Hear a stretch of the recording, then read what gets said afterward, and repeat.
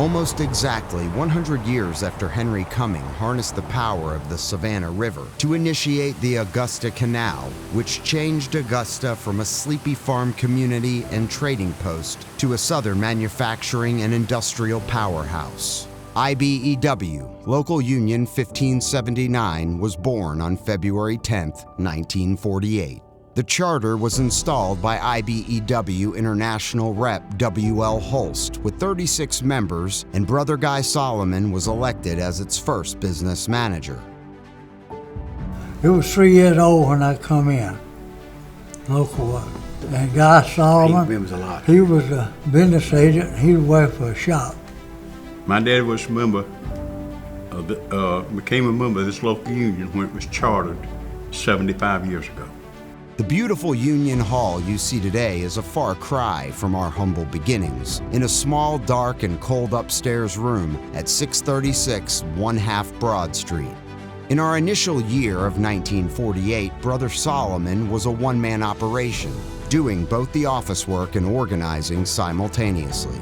Regular meetings were held at the VFW Hall at the corner of 10th and Broad Streets. With a 3% assessment on the membership and strenuous organizing campaign conducted by the business manager, the local had enough signed contractors to increase the membership to over 100 by March 1949. As membership grew, the local moved location to 215 9th Street, now known as James Brown Boulevard. The local had 3 contractors and a wage rate of $1.75 per hour for journeymen. The 1950s and 1960s. By 1951, the local had 12 signed contractors and a membership of some 200.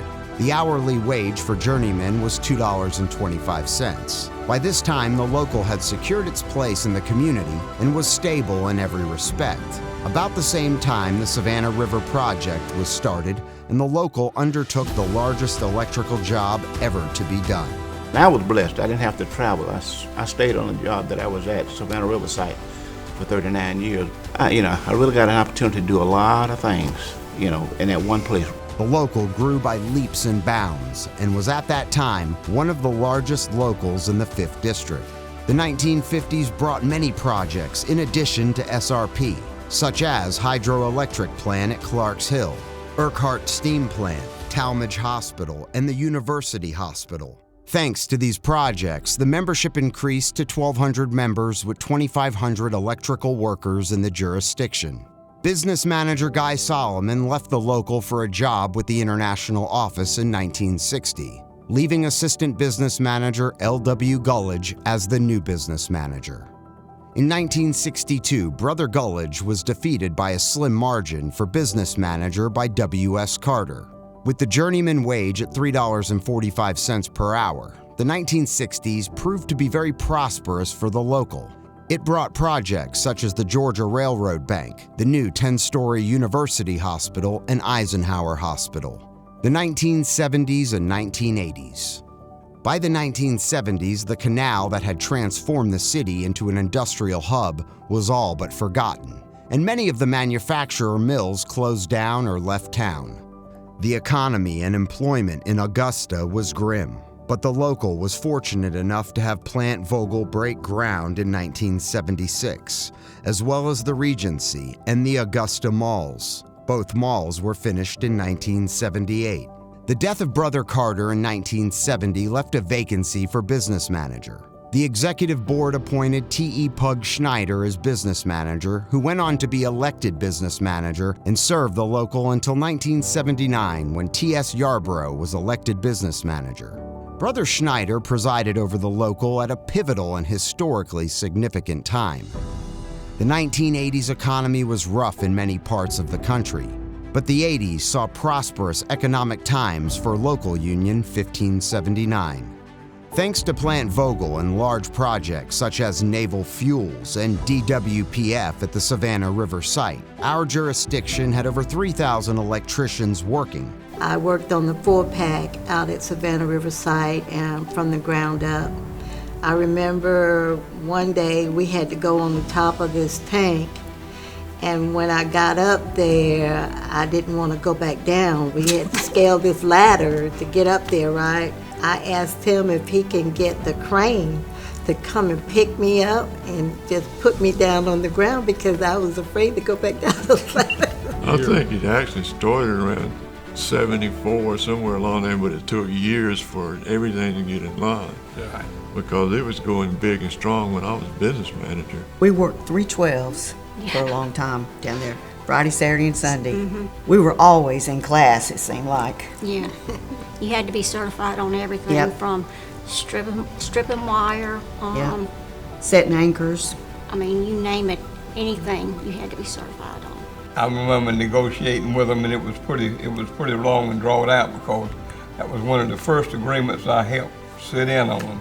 They wanted us to work on Sundays with just straight time. I was one of the very first vocal about that.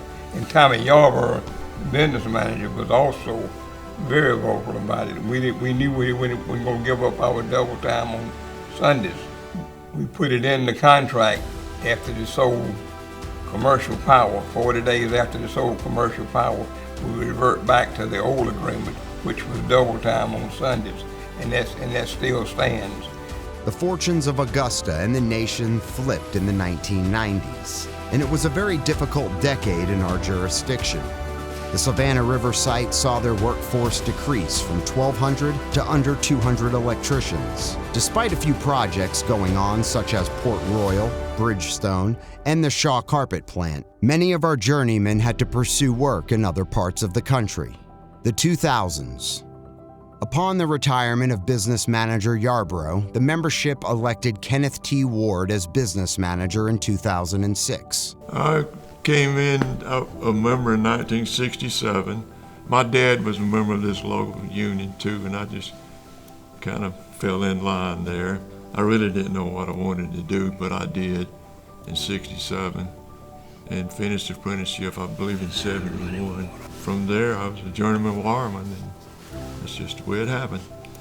And now I have 55 years in the local. I've been retired 7 years. Under Brother Ward, the local union initiated changes that were welcomed by most of the members. With health insurance costs skyrocketing, Ward worked with the Board of Trustees to get into the multi-local NICA IBEW Family Medical Care Plan. The new plan stabilized costs and improved health insurance for the membership.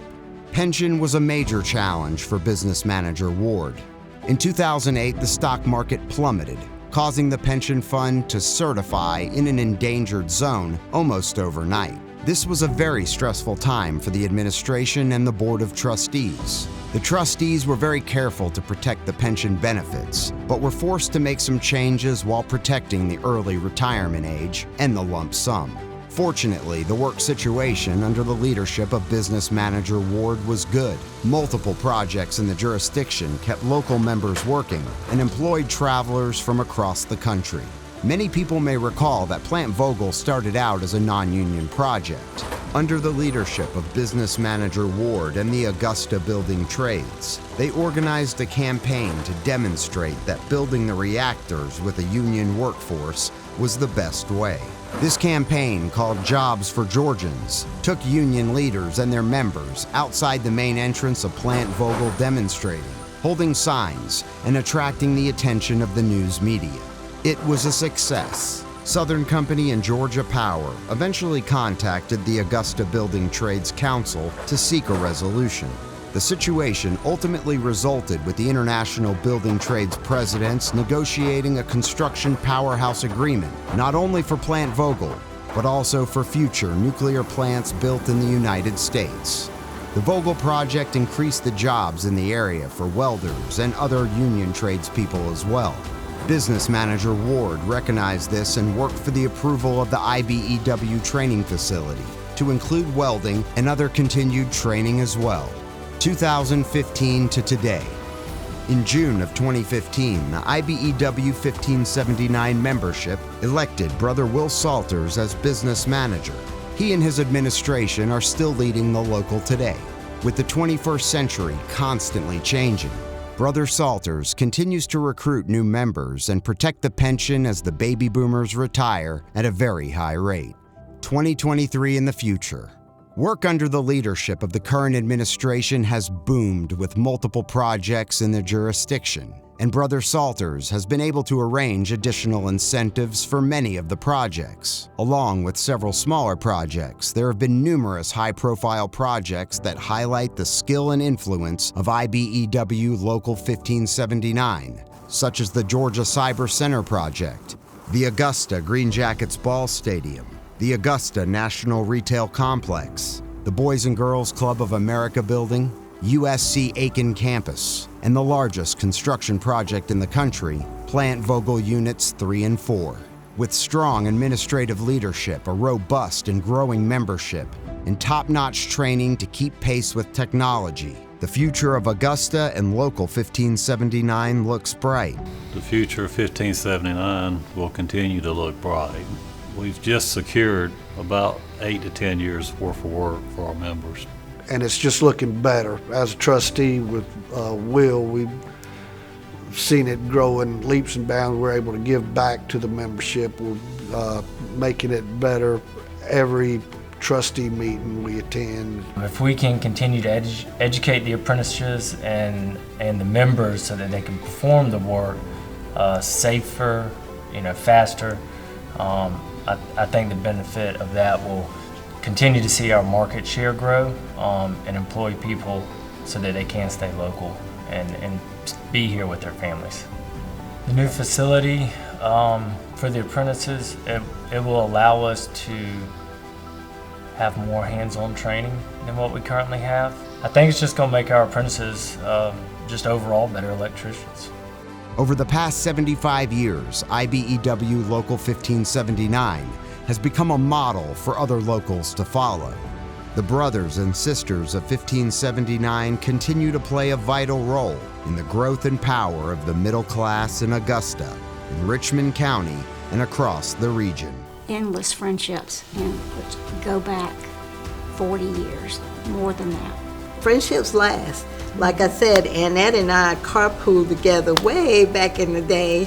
And when I called her up last night and talked to her over the phone, it was just like we never skipped a beat, We had fun, but we done our jobs too. Right now, this local is the closest I think I've ever seen the brotherhood and sisterhood. We are really a union to be reckoned with. We paved it for other people to have a better job without all of the problems that we did have. The brotherhood and the sisterhood of 1579 is beyond anything that you can think of. It has allowed me and my family to have a comfortable living over the years. The future and prosperity looks really good for the future for this area. I love being a part of this local as a female, and I'm so grateful that I made it through it. I have a fantastic retirement. I'm enjoying myself. I don't regret a thing. I'm so grateful that I was a member of the IBEW 1579. Congratulations to all the brothers and sisters of Local 1579 on our 75th anniversary. Here's to the next 75 years.